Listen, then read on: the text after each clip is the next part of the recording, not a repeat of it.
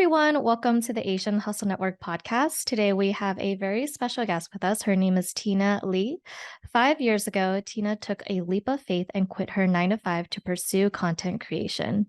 596,000 followers later, she now dedicates her time to teaching other aspiring creators how to do the same so they too can chase their dreams. Tina, welcome to the show. Thank you so much for having me. And we're very excited to have you on the show today. So, Tina, I would love to know a little bit more about you. So, tell us where you were born and raised and what your experience was like growing up. Sure. So I was born in Taiwan, and at the age of 3, we immigrated to Brisbane, Australia. It was a smaller city in Australia, so there weren't as many Asians. So growing up, it probably felt a lot like maybe a lot of other people's experience where I didn't really fit in. There's a little bit of struggle finding your identity, but over time, as you grow up and go to college and then go into the workplace, you overcome that. Wow, what was that experience like? I'm sure it must have been such a changing journey for you, just moving from country to country. And I know that after Australia, you had also moved to the States. And so Yes. just going through so many transitions, what was it like for you? Did you have any, experience where you felt like you were just trying to figure out your identity, especially being Asian, moving from Taiwan to Australia to the United States? I'm sure there was a lot of finding out and figuring out that you were doing and discovering who you were. So tell us a little bit about that. Yeah, for sure. In addition to not feeling like a fit in, I'm also super introverted. So I always felt like I was really, really out of place in like the Western world where everyone was very open and everyone complimented each other. And that's just not really how it happened in my Asian household. And my parents very much stuck to their roots and they didn't want us to like overly assimilate and forget our roots. So it was always a struggle between trying to fit in and trying to find an identity in this land that you kind of feel like is home, but then sort of missing the Asian part. And so I've been around the world, kind of like you mentioned. It was Australia when I grew up, then I went back to Taiwan for about 10 years before I even moved out to the US. So my years of actually growing up in college and working was in Taiwan. So maybe it wasn't quite 10 years, but it was many, many years in Taiwan. And I feel like it's a transition for every period that you're living in a different country. So in Australia, it was trying to fit in, but not really feeling like you fit in anywhere. And then when I went back to Taiwan, I realized, oh, this feels like home. This is my roots. And I got that kind of settled into me before I moved out to the US. And so I kind of know that that is my home and that is my identity. I know maybe that's a different story to many other Asian Americans, Australians, or anybody else who kind of spent most of their lives in their country that they grew up in. Yeah, for sure. I mean, I love that you had that experience and that you came to that realization. And I often feel that way because sometimes in America, it might not feel like, 100% home to me, right? Sometimes I do Yeah. feel like a little bit more Asian. And then when I go back to my motherland, I'm like, wow, there's like so many people that are resonating with me or like Yeah. just have like similar backgrounds. And I completely understand what you mean. And so after moving to, Australia and the States, what was that kind of like entrepreneurial mindset that kind of sparked? Did you always know that you were going to be entrepreneurial, or was it, something that was taught to you? I know that you had a lot of like design roles in the past before you became a full-time content creator. So what was it that really like sparked? Did you always know that you were going to be an entrepreneur? Yeah. When I grew up, my parents just kind of wanted me to be a well-rounded person in general so that I could pursue whatever I wanted. But my dad is actually an entrepreneur and he runs a publishing company in Taiwan. And so I guess even though I didn't think I would become an entrepreneur, it probably just all the dinner talks and everything affected me over time. And so I was first working in design, and I wanted to become a fashion designer one day. But while I was there, I realized that it's very capital heavy. I didn't want to have to depend on my parents too much, although they still helped me out along the way. But I wanted to do something that wasn't so capital heavy, and I stumbled upon other people blogging, doing Instagram, and I thought, oh, that's really cool. What if I could try and make this work? And so I tried to work on it while I was working my full-time job. And then over time, it developed into something I could never have dreamed of. Oh my goodness. Yes. And for the people who are watching this podcast on video, if you can see Tina's background, oh my goodness, it is so beautiful. It has all these like amazing pastel colors with all of her dresses in the background. Like I can definitely tell that you have like a fashion And the designer background. super messy camera gear too. This is like my Instagram set. No, it looks totally neat. Like it doesn't look messy at all. So, I mean, back then when you were like just starting out social media, can you tell us what year this was? I just want to get a picture of like what the Yeah. social media kind of like field was like at that time. Yes, it was end of 2016. So at that time, Instagram was just starting to really take off for everybody, and blogging was still very, very popular. So I wanted to originally start with a blog, but then I realized that Instagram and social media is the place where it's at. So I hopped on that very quickly after. Oh, wow. I mean, doing those 2 different things, like having a 9 to 5 and doing social media content creation is so tiring, and I'm sure that you were doing a lot of content creation. I mean, like, when I'm doing content creation with Brian on, like, Asian Hustle Network, it is really like a full-time job, and if you're Yeah. balancing the 2, it can really, really burn you out. What was it like for you? Like, how did you kind of, like, manage your time doing content creation, and were you like did you have, like, set goals? Like, I have to post, like, once per day, or I have to do a vlog, like, once per week. What was your, like, measures of success at that time? Did you have, like, certain goals at that time? Yeah. I think the beauty of starting out as a beginner in sort of the entrepreneurial world is you don't really know exactly what is success, and you just have like kind of this blind passion for what you do. So I didn't really have measurable goals because I had no idea what was expected. I didn't know what the trajectory would look like. It wasn't definitely wasn't as mature as it may be now. So I kind of just really wanted to do it. And when you see little mini glimpses of progress, not even success, not like got brand deals or anything. It's just that when you first set up your blog and then you're proud of yourself, then you post the first blog post and you're proud of yourself. So every little win, I try to celebrate that. And I think that motivated me to keep going, even though it was very hard to balance, which was your question. Like it's impossible to find balance in the beginning. And I think you just have to accept that. If you're okay with that and you just grind for a while in the beginning, then you'll start to see rewards over a longer period of time. It's not going to be overnight and there's going to be a lot of struggle, but it's all part of the process and it's pretty fun. Yeah, I mean, you bring up a really good point because I feel like nowadays with a lot of the social media platforms, they say that you have to post like 3 times a day. You have to post like once Yeah. per day on Instagram. You have to post a reel once per day or something like that. But for the people who were, like early adopters on a lot of other social media platforms like Instagram, and others, it's like I feel like a lot of people were just like throwing paint on the wall because there was really no like you have to do this, you have to do X, Y, and Z, right? And people were just like being Yeah. themselves, like doing whatever they wanted to. You didn't have to like follow this routine or, this like I don't know, like what everyone else is telling you to do, right? And so That's the true. people who were early adopters, they really just like did whatever they wanted. And I think a lot of people found them early on and thought, oh, like I really like this person's content, which what makes like early adopters so special that they were able to, start early on.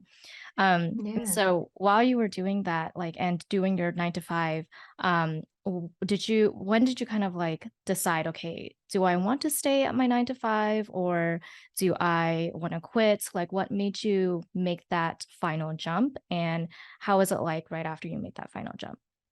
Yeah, I think for any smart person, they would not do what I did, which was quit way too early. I mentioned that I started late 2016, and I think it was mid 2017 that I decided to quit.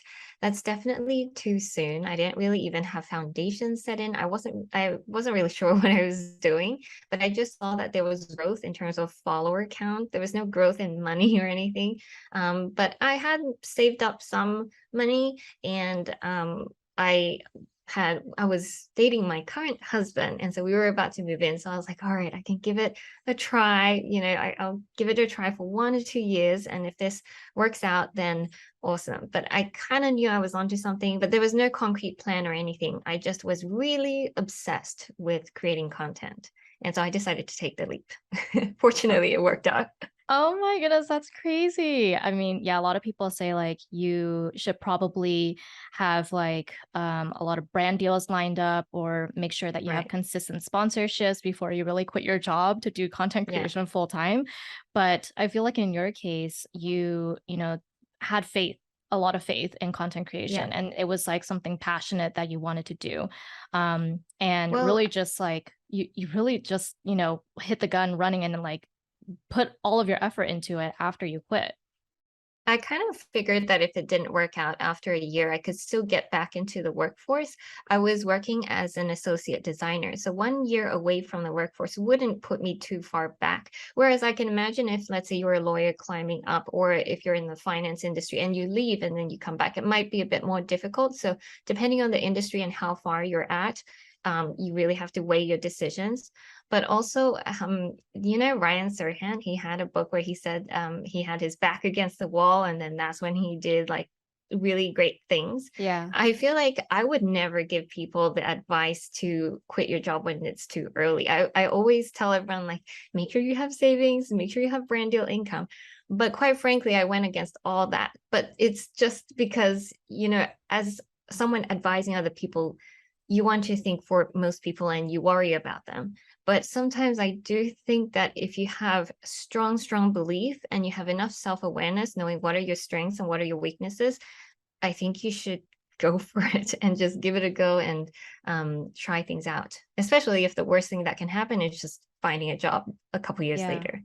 Yeah, that's a good point. I like that you knew exactly what your fallback plan was, but at the same time, you knew exactly like what your passion was and you had a niche. You knew what type of content you were going to create, right? Which was like fashion, Hmm. travel, lifestyle. And I feel like a lot of people who want to quit their jobs and do content creation full time, even when they don't have a niche or even when they don't really know what content they're going to produce, that can become really risky, right? Because then Right. you're just like kind of doing the first or the next trend, but it Yes. doesn't become sustainable in that way.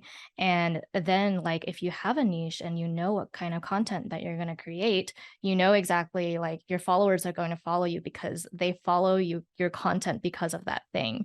And Yeah. that's why they keep coming back for your content. So it's Yeah. amazing to know that you did have like a fallback plan and you knew exactly like what your vision was. Yeah. Sometimes you just have to take a risk. Yeah, definitely. So during that time when you had first quit your job, didn't have your income from your 9 to 5, I think one big topic that, a lot of content creators talk about is sponsorships and brand deals. We Yeah. have to make money to survive. And for a lot of content creators, I think that even if they have a really big following, not a lot of people know how to get sponsorships or brand deals, right? And it's Yeah. just it's really really upsetting that a lot of these agencies or corporations they take advantage of that. They know that a Yeah. lot of content creators they don't know the business side to getting brand deals and stuff. So what was your strategy like, and like how were you able to kind of secure and lock down sponsorships and brand deals, and what was like the thought process for you at that time? I was actually one of the people who had no idea what to charge. And although I had grown pretty fast because I was so focused on creating content, I wasn't as focused on trying to get brand deals. So I fall into that category of people who didn't know how to price yourself. And I also didn't know how to pitch to people. And I'm kind of scared to pitch to people in the beginning, especially because you don't really feel confident at first, especially in a new field like social media. I think there's a lot of imposter syndrome. And so it took a long time. I already had maybe over 100,000 and I still wasn't getting consistent brand deals because I just didn't know that that's really possible and actually quite normal for people who are in the know. What changed was when I started networking with other influencers in the New York area. And then I started going to events with them. I showed up on their stories. And then the PR people who were following them saw me. And then without actively trying to reach out, I started getting more inbound. So I think the first thing to do is to really understand who's in control of the brand deals and how to reach those people, whether it's through somebody else's stories or through direct outreach or by signing up to like a platform. That's a really great point. Yeah. I think a lot of the times for a lot of content creators, they think that if they just create content themselves and only themselves, then they're going to be Yeah, okay. Like brand yeah, deals are just going to come in, but making it's those not quite like that. connections, right? Yeah. Like making those connections and finding collaboration opportunities is just as important, if not even Yes, more. yes. Yeah, that's a really great point. I think that's why a lot of people always emphasize on like build those relationships and Hmm. partner with other content creators is very, very important. Yes, totally.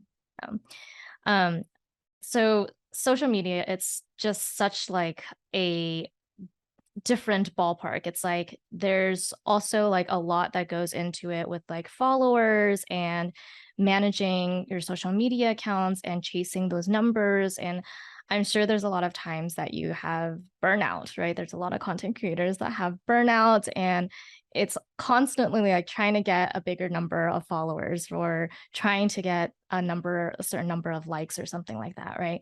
And even Yeah. though I think there's like certain things that Instagram tries to do to hide like counts and stuff like that. But at the same time, it's just inevitable for us to like look at likes and look at follower numbers. How do you manage burnout in that sense? And what do you do to kind of like manage your stress levels? Yeah. What I realize is that burnout really comes not because you're actually creating too much. When you really love something, it doesn't matter if you have to do it like 18 hours a day. You will keep doing it if you see the same numbers and the same results or consistently more numbers.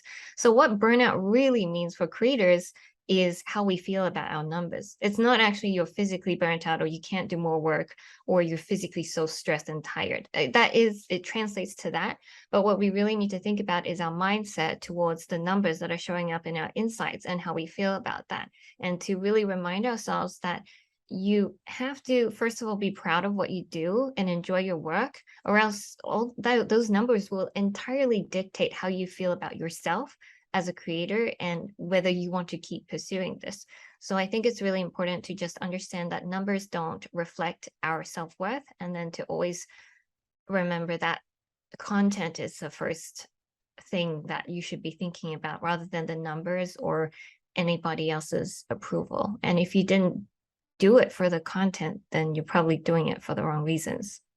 Yeah, I absolutely agree. I think we live in a time right now where like we're chasing numbers so much, but if you produce content about the things that you are really in love with and that you're passionate about, it becomes so easy. You could do it Yes. like all day and it won't get tiring. And, for you, like I could definitely tell that you're in love with fashion, you're in love with traveling, and that just comes easy for you and you're, open and willing to do that type of stuff all day. And for some people, they never find that. They never find their Mm, niche, right? mm. So it's just amazing. I love that you really did get to hone in on your niche and find what you are really passionate about. Yeah, I guess I got lucky. Yeah, for sure. So there's so many platforms out there, TikTok, Instagram, or YouTube. Like I feel like we always hear from other content creators where, they say, oh, once you gain a number of followers on TikTok, you have to move your content to YouTube, et cetera, et cetera. Is there a certain platform that you think is more important than the other? And Mm. why so? Mm-mm. I think it's either Instagram or YouTube. But it does feel like YouTube is more longer form, it has more searchability, so there's probably more strength in that. But YouTube is a lot harder, and there's a higher entry barrier to entry. So I can imagine, there's less people succeeding to sort of a certain degree on YouTube. So I would say overall, a more well-rounded strategy, Instagram would be a really great choice for most people. For me personally, I have always focused on Instagram. It was just kind of what I fell in love with, and so I obsess over it, which kind of means that I have less time to obsess over other platforms. But I am really hoping to get into YouTube and hopefully create more longer form content and get good at it. Yeah, I love that. Yeah, YouTube is definitely more for longer form. And if you're able to execute it on its, perfectly, then because I feel like a lot of people's attention span, they get very short nowadays. And that's why a lot of Yeah, people are like moving on to TikTok. Like those videos yeah, are like less than 10 seconds. But if you are able to execute on YouTube in a effective way, like you're able to get your followers and your subscribers to watch your whole video, then that's a really, really good thing. And I know yeah. that you've been able to execute on Instagram and YouTube very effectively. I do have a question on Instagram, and there's no like right or wrong answer, but I've been hearing Okay. about, Instagram algorithm changing, and a lot of Mm-hmm. people have been talking about this. Yes, A lot yes. of people have been voicing their opinions, saying like, I can't believe, Instagram's algorithm is changing. I'm not getting as many likes or followers, and they're getting followers from like fake accounts and stuff like that. What are your thoughts on it? And have you personally experienced any changes with the Instagram algorithm? Yes, yes. Well, first of all, that is all true. There are very few people who are immune to this. I'm pretty sure most, if not all, people are affected. However, and I did go through the period where, especially when Reels was first introduced, and I was mostly heavily focused on photo, I was very concerned. I may have even cried. It's embarrassing, but I may have like shed some tear because I was really concerned about like where the future is going. Can I keep up? There's a lot of fear around change. But over time, even though yes, sometimes I hate the algorithm, I hate that certain things don't get seen. But what I really think is that social media is not a content type. Instagram is not made for photos. It's just a social media platform. And you can choose to get better at video and improve yourself and adapt to what's changing, or you can not. And that's fine if that's your choice. But I would like to improve with whatever the changes are happening and make sure that I stay up to date. And also, I think we need to kind of adjust our mentality towards the numbers. There can be new normals for engagement rates, and maybe brands have to also understand that as well. And you, as a creator, have to understand that. So, I think it's about adapting your mindset and then improving your skill set. Yeah, that's a really great point. Yeah, I see a lot of people saying like, "Oh, Instagram should just go back to the way it was, just do all Mhm. photos because that's really what we want." But I think we also have to think about the times we're in. A lot of people want to watch like videos now because they Yeah, see that our true personality shines through with videos. With exactly. photos, it's like it's really hard to see what your personality is like because you're That's literally just true. looking at a photo. So Yeah, it is really important for us to like adapt with the times and adapt to what the platform wants us to be posting content about on yeah. that platform as well. Yeah. Yeah. Unless we want Instagram to die out, we have to produce video on Instagram. It's not really necessarily Instagram forcing us. Hmm. It's that their data is forcing them to Right. make these changes. They are a super powerful, huge, it's a huge company. They are backed by analytics and numbers, and they know where business is coming, where it's going, and they understand that this is how they have to evolve. And it pisses a lot of people off, but ultimately we adapt and we change with the flow. Yeah, absolutely. And it's a good thing that we're changing. We always have to improve. And if a platform just stays the same the whole time, we don't really improve with our skills and our content creation as well. So it can also come with pros and good things as well. Yeah. Yeah. Yeah.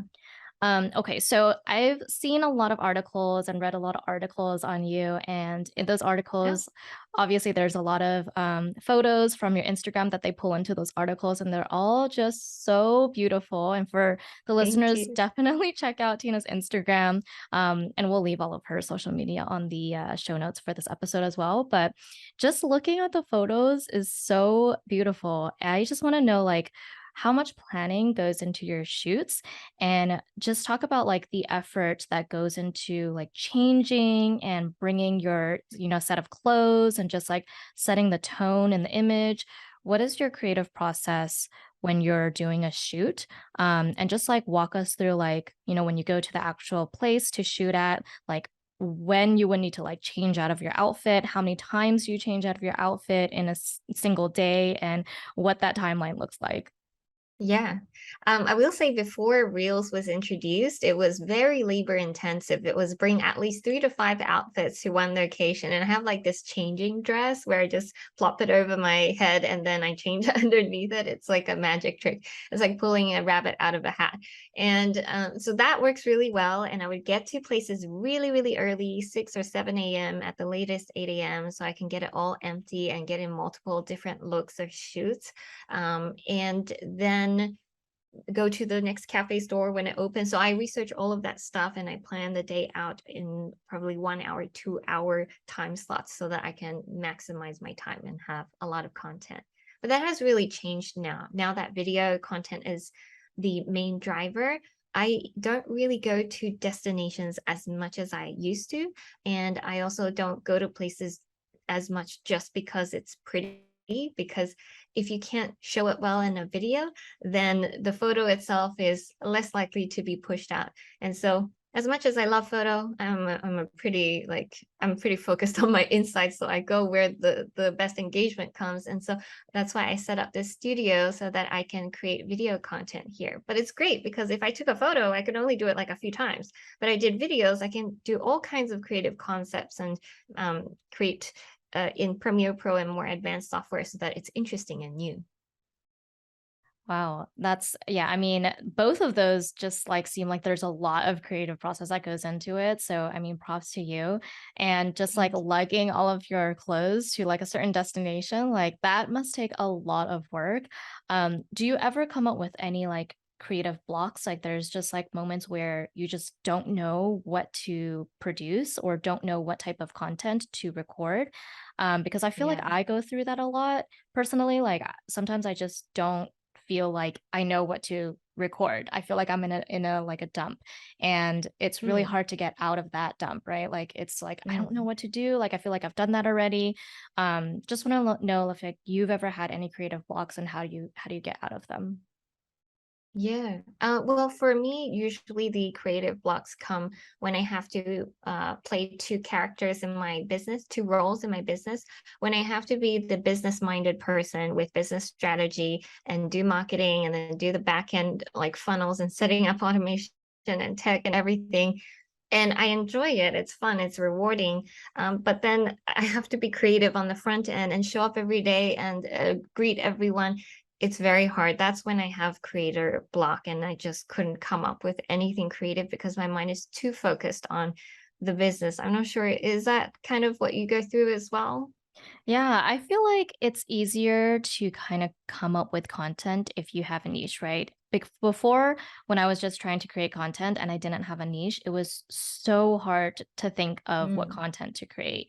And right. it's kind of like I would just come up with the latest trend type of content on TikTok, but once you have a content niche or you know exactly what you're going to post, it's easier to like think of things that are surrounding you. Oh, like I can use that as a Yeah. prop or I can use that as my background. So it gets a little bit easier that way, but it's inevitable to come to have like creative blocks because sometimes you just feel Yes. uninspired. Yes. But yeah, it's interesting to know what your strategy is to kind of get out of that creative block.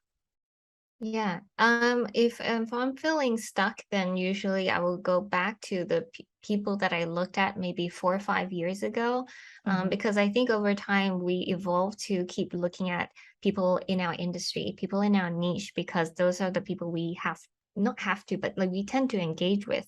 And what I realized is looking outside of my niche and also looking back many, many years back at what inspired me to get started in the first place, that gives you that original spark of the passion for what you do. And it reminds you that you don't have to think within the narrow sort of definition of what is trending right now. If you only look at what's trending right now, you're only ever going to produce what is trending, and it's going to look more or less the same as everybody else. So unless you can bring like some special spice to it, which also works really well, usually you have to extract yourself from that situation. Yeah, yeah, definitely. That's really good advice. So out of all the destinations that you've been to, Tina, what has been your favorite destination that you had a photo shoot at? Oh, that's hard. Oh, I love Tuscany. Tuscany is Tuscany? so beautiful. Yeah, and my husband and I got married there. A wedding was there. So it was absolutely amazing. So that's definitely a special place to me. Oh, I love that. Congratulations, by the way. I did Thanks. read about your destination wedding, and I wanted to ask about that as well. What was that like? Did you have this like whole planned out with the destination wedding? I'm sure with the destination wedding, there was a lot of opportunity for content creation there as well. So, how did you plan the content creation process as well as your wedding and make sure that they intertwined with each other? Yeah, yeah. My husband is a very practical person. He's not romantic. So I almost was like, take the money that you were going to spend on the wedding and give it to me. But at some point, I was like, I kind of want a wedding. I think I'll regret it if we don't do it, even though it sounds great to like skip all that hassle. And so I decided I was going to really make it super, super picturesque. And my whole goal was that it would be insanely beautiful in pictures and photos. And I know everyone's gonna be like, hey, you don't live in the moment. Like that's not like true to the meaning of love or whatever. But I enjoy it and he enjoyed it. All the guests had a great time. It was the best day of our lives. Like we were so happy. Everyone got really drunk and I had this great planner. And so it all worked out very well. I got my videos, I got my photos, and we had a blast. Oh, I love that so much. I feel like most of the times when I'm doing content creation, I get so stressed. I'm like, I have to make sure everything's perfect. But for you, like I can't even imagine because you also had a wedding to plan side by side. So it's like I give you props for doing both.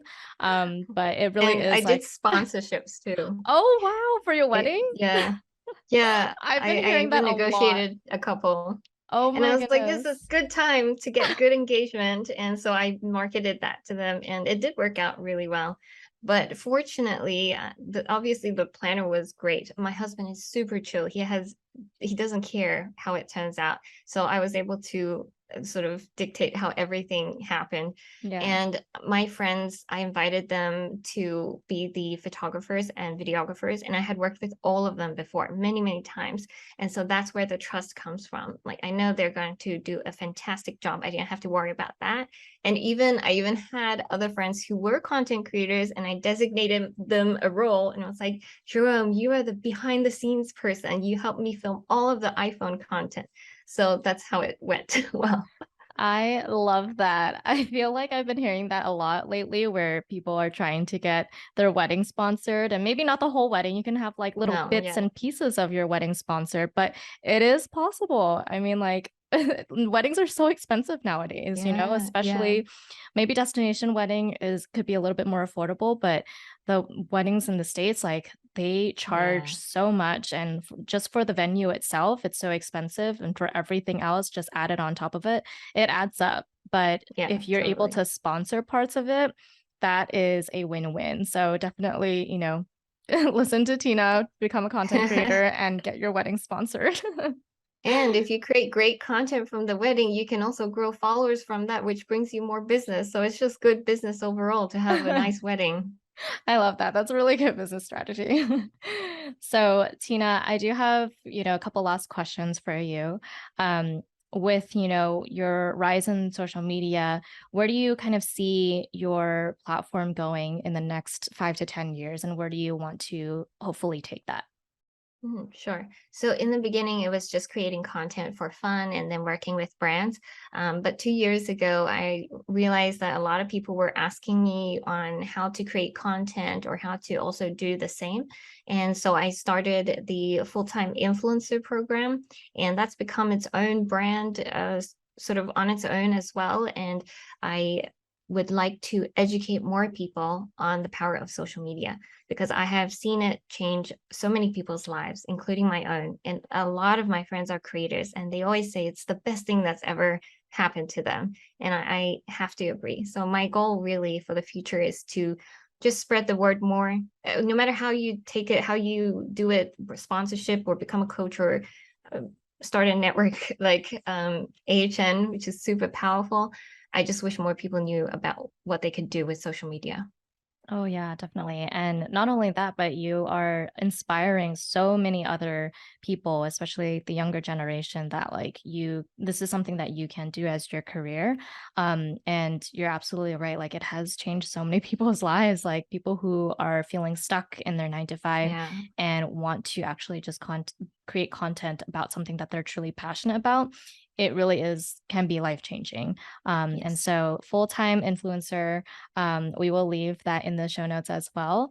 And for our last question, Tina, if you could give one advice to an aspiring content creator, what would that one advice be?